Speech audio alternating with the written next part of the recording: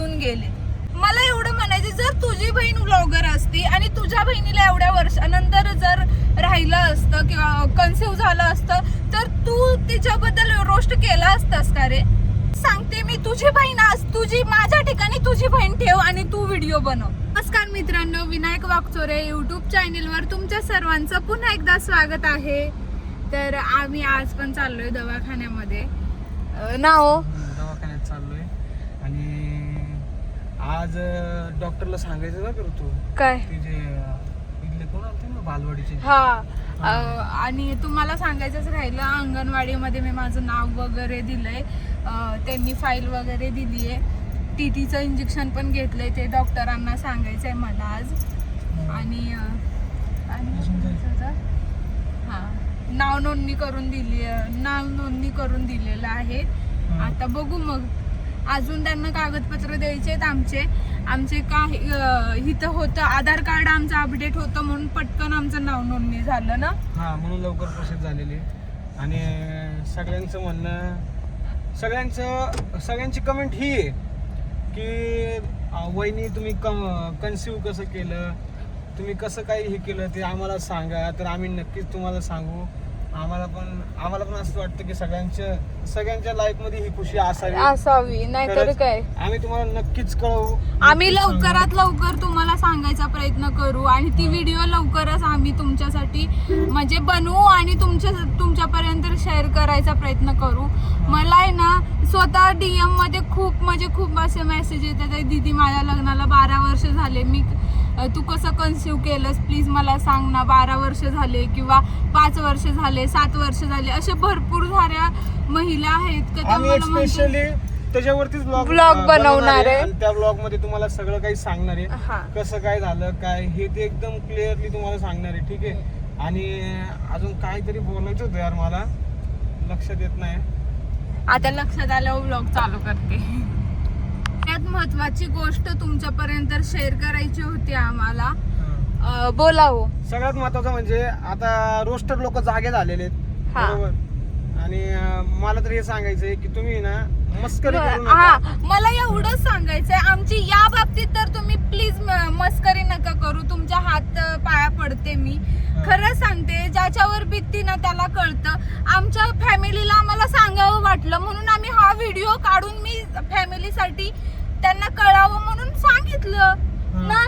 त्या रोस्टर लोकांनी मध्ये यायचं काही गरज आहे? तुम्ही बाकीच्या व्हिडिओवर रोस्ट करा ना, आम्ही काहीच बोलणार नाही तुम्हाला.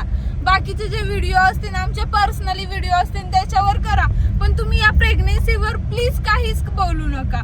खूप वाईट वाटतं मला. DM ला लोकांनी येऊन सांगितलं का दीदी तुमच्यावर एक रोस्टर व्हिडिओ बनवलेला आहे, तो अजिबात चांगला नाहीये, तुम्ही प्लीज चेक करा आणि त्यावर व्हिडिओ बनवा. म्हणून मी हे मला आता यांनी आठवण करून दिली म्हणून मी यावर बोलत आहे. नाही पण मला काय म्हणायचंय, तू बोल भाऊ, तुला बोलायला काही अडचण नाही. रोस्ट तुझं चॅनल आमच्यामुळे चालतंय, तू कर, रोस्ट कर आमच्या होते, असे काही विषय नाही. पण बोलताना जरा विचार करून बोल, ठीक आहे. आता तुला बोलायचंच म्हटलं ना मी, तर तुला जर खरंच माझे शब्द ऐकायचे असतील नाही का एकदम घाण, तर तू मला फोन करू शकतो. मी अजूनपर्यंत माझ्या ब्लॉग मध्ये कधी कोणाला शिव्या दिला नाही, देणार पण नाही, आपल्याला आवडत पण नाही, ठीक आहे. पण जर माझ्या डोक्याच्या वरती जर जात असेल तर त्यावेळेस मग आम्ही रोस्टर लोकांना कधीच काही बोललेलो नाहीये. पण आमच्या ज्या ह्याच्या वाटी येईल ना, मी एवढंच सांगू शकते तुम्हाला, आमच्या प्रेग्नेन्सी बद्दल तुम्ही एकही व्लॉग करू नका प्लीज. बस माझं एकच सांगणं आहे. नाही तर एकाला माहितीच आहे, फेसबुक चॅनल बंद करायला लावलं होतं आम्ही. आणि सगळ्यात महत्वाचं म्हणजे तू एवढं लक्षात राहू दे, तिची पुढची क्लिप वापरली ना, मी तुला सांगून कॉपीराइट स्ट्राईक मारू का बिगर सांगता. आता हे व्हिडिओत सांगितलं मी तुला, मला नाही आवडत असं की आता मला पण माहिती तुझी मेहनत आहे, तू केला असेल काय, तुझी मेहनत कर असेल. पण मेहनत मी काय म्हणते, मेहनत कर ना, तू तुझ्या जीवावर कर ना, आम्ही आमच्या जीवावर करतो, तू तुझ्या जीवावर कर. आमचे व्हिडिओ वापरून तू नको करू. पण मला काय म्हणायचंय, तू किती मोठी क्लिप वापरली पुढे एवढं लक्षात राहू दे. सेकंदात कॉपीराइट स्ट्राईक पडल. मी मारला नाही बर का, मी मारू शकतो, मला सगळं येतं. त्यात गाणं पण आमचं आहे, आम्ही दोघं दिसतोय, पण आम्ही करायला गेलं तर खूप काही करू शकतो. पण आम्हाला काय वाटतं की बाबा नाही, तू पण मेहनत केलेली आहे म्हणून आम्ही तुला काही करत नाहीये, ठीक आहे. नाहीतर आहे ना यू मिनिटात तुझं चॅनलला कॉपीराइट स्ट्राईक एक तरी मी कॉपीराइट स्ट्राईक आरामात मारू शकतो. जो तू आता व्हिडिओ पोस्ट केला त्याला, ठीक आहे, तू इतका रोस्टर झालायस ना, तर तुला कळायला पाहिजे तू व्हिडिओ पोस्ट करताना एवढा व्हिडिओ मी वापरतोय त्याचा, तर मला काय प्रॉब्लेम नाही काय ना. तुला लय मोठा प्रॉब्लेम आहे. फोन आला तुला बघ. हा 1 मिनिट, कंपनीचा फोन होता. नाही जाऊ दे मारू दे. मला तेवढंच सांगायचंय की या रोस्ट वाल्यांना आहे ना, आम्ही आता जागे होणार रोस्टर, त्यात तर काही विषय नाही. कारण की तुमचं तर चालणार आहे आता आमच्यावरतीच, ठीक आहे, चालू द्या, त्यात काही विषय नाही. पण शब्द वापरताना व्यवस्थित वापरा. शब्द वापरताना प्लस प्रेग्नेन्सीवर तुम्ही प्लीज आमच्याशी हे नका करू.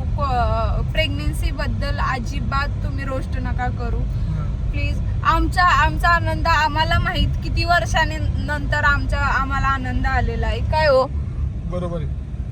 नाही मला एवढं सांगायचंय की तुम्हाला जर बोलायचं असेल, जर तुझी, मला एवढं म्हणायचं, जर तुझी बहीण व्लॉगर असती आणि तुझ्या बहिणीला एवढ्या वर्षानंतर जर राहिलं असतं किंवा कन्सिव्ह झालं असतं, तर तू तिच्याबद्दल रोस्ट केला असतास का रे? हे स्पेसिफिकली हा तुझ्यासाठी व्हिडिओ आहे माझा, समजलं? एका मुलीला तुम्ही काही बोलताय, काहीही तोंडाला येईन ते बोलताय.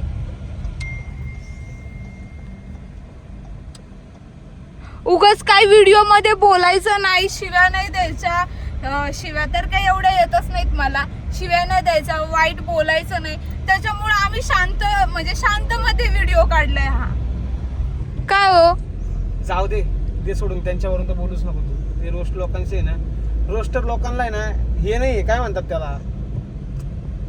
आता, म्हणजे मन नाहीये त्यांना की स्वतःच मन. अरे दुसऱ्याला त्रास होत असेल त्या शब्दांचा, तुम्ही अशा प्रकारचे शब्द यूज करताय.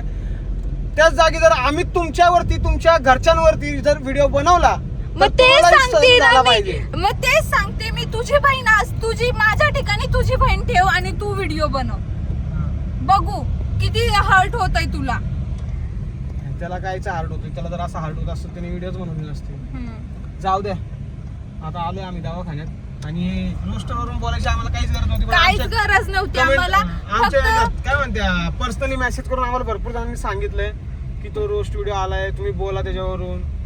आणि हे बोलणं खरंच खूप गरजेचं होतं माझ्यासाठी, तर होतं कारण का मला एवढं ठामपणे सांगायचंय तुम्हाला का माझ्या प्रेग्नेन्सी बद्दल तुम्ही एकही व्हिडिओ नका काढू बस.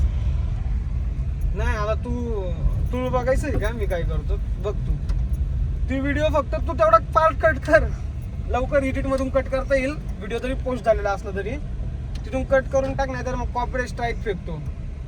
मग बघ, मग समजेल तुला. कॉपीराइट स्ट्राईक फक्त त्या व्हिडिओ मुळे नाही, आमच्या दोघांचे चेहरे वापरले म्हणून पण पडता येत. असे नाही फक्त तसंच व्हिडिओ काढता येत. कितीतरी रोस्टर लोक पळून गेले. ते तर आहेच, भरपूर लोक गायब झालेत. जाऊ द्या मग चला.